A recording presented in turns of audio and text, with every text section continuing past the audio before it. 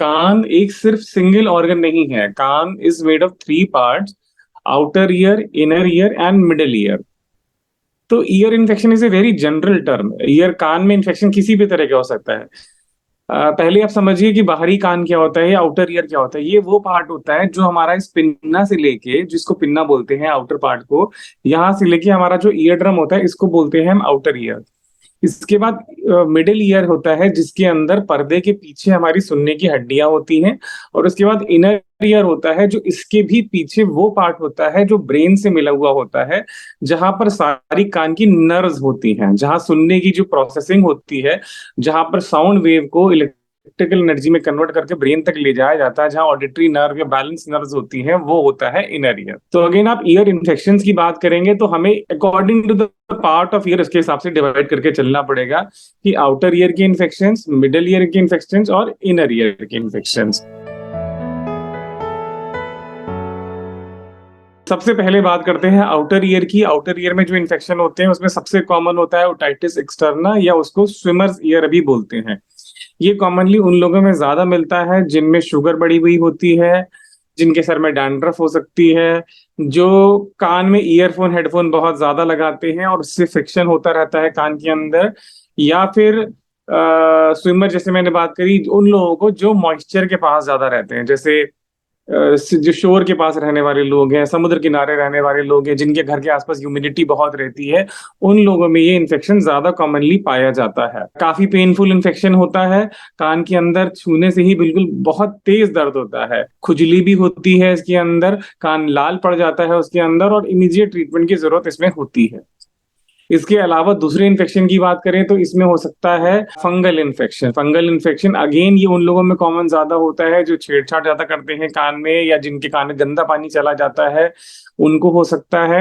Sugar वाले patients को हो सकता है ज्यादा। ये कान के अंदर उड़ते हुए कुछ डिस्चार्ज हुआ, कुछ गंदगी हुई और उसके ऊपर फंगस ग्रो करने लग जाती है। जो हवा में उड़ रही होती है फंगस, वो कान में चली जाती है और उसमें फंगस लग जाती है। इसको बोलते हैं मेडिकल टर्म में ऑटोमाइकोसिस। जनरली ऑटोमाइकोसिस अगर होती है तो ओटाइटिस एक्सटर्ना या बैक्टीरियल इन्फेक्शन सुपर एडेड हो जाते हैं और दोनों इन्फेक्शन ही साथ में मिल जाते हैं।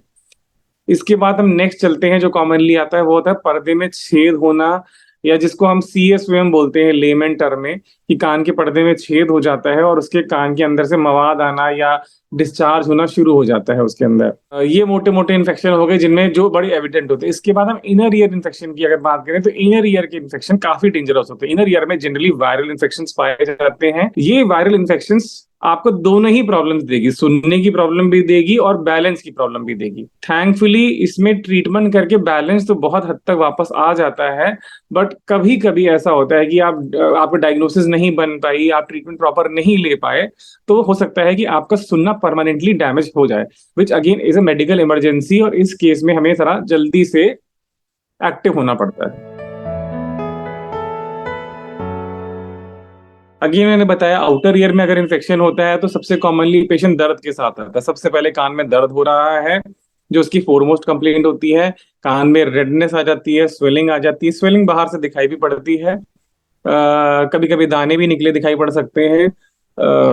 वैक्स हो सकता है, वैक्स दिखाई पड़ सकता है, वैक्स से गंदगी जिसको बोलते हैं वो होती है।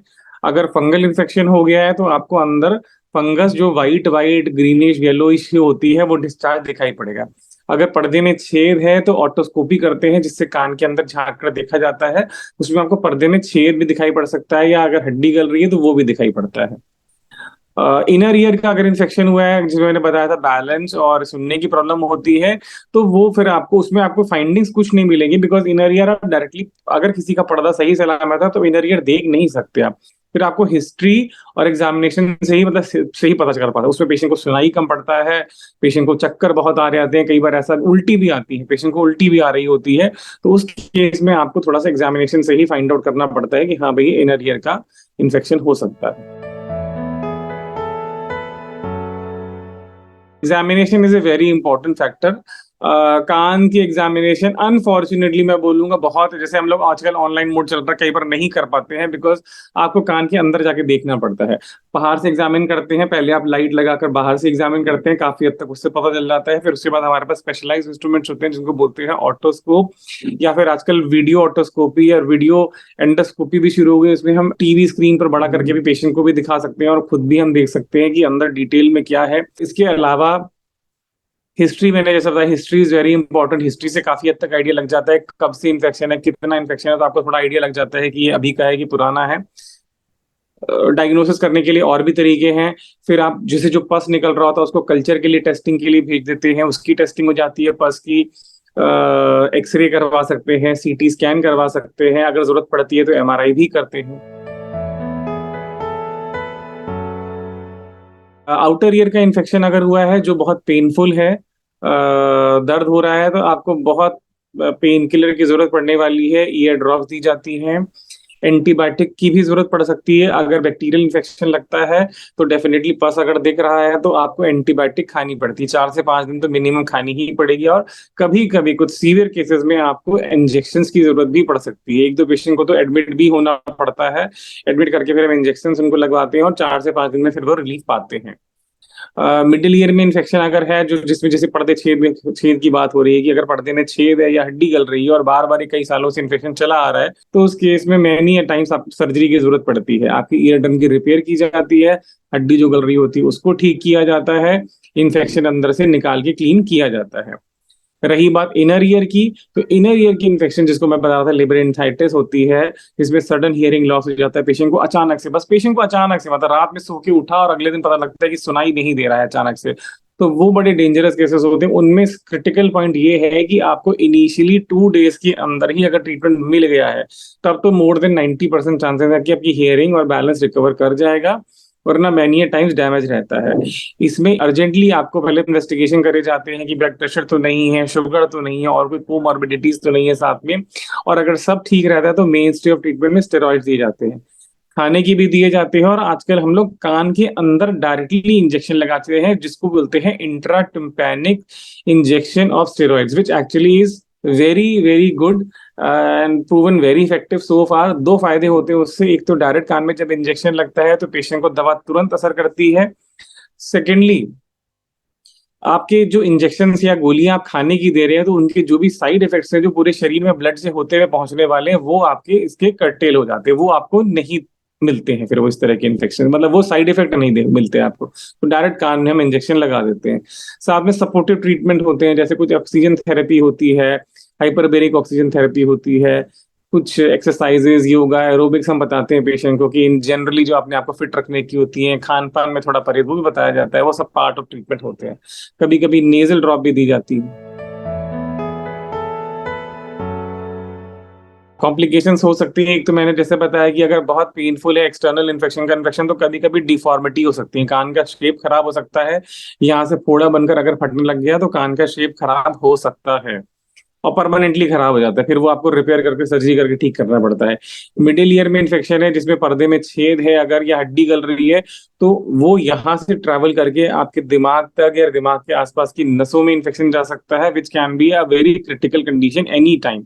मैं ये नहीं बोलूंगा कि जिनको इन्फेक्शन है सबको हो जाते हैं, but yes there are chances कि इन्फेक्शन नियर बाय स्ट्रक्चर्स में स्प्रेड करता है और वो आपको परेशान कर सकता है। कभी कभी ऐसा हो सकता है कि कोई अगर वैस्कुलर लीजन हुआ है तो उसके अंदर से कोई ब्लड क्लॉट या कोई इन्फेक्शन ट्रिकल करके बॉडी के किसी और पार्ट में चला जाए और वहां पर भी जाके उस तरह का डैमेज कर सकता है।